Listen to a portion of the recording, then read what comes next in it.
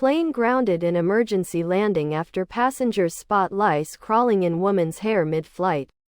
Exclusive. People. Ethan Judelson tells People American Airlines never officially informed passengers about what happened. But he learned by word of mouth talking to other travelers. Below are your comments. So now our air transport system is like a public bus in 1950s Calcutta. Lice actually like clean hair. Easy to control.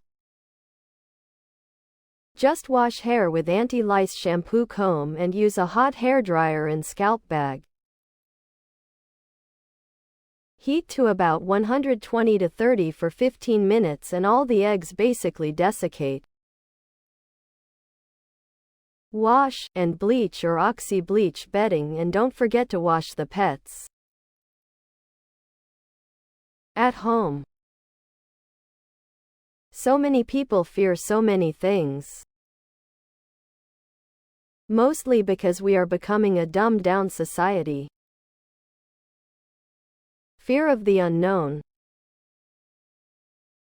Lice can transmit some bad bacterial diseases, but we are almost all inoculated for typhus and when as the last time you heard of anyone with trench fever. So, in the USA on domestic-based aircraft, the odds of lice transmitting anything effectively is pretty much zero. The one thing that was refreshing about this article was that the writers didn't blame Boeing for lice.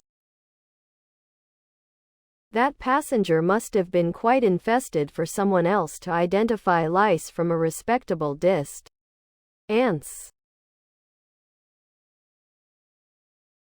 Just one more thing I have to worry about when I fly.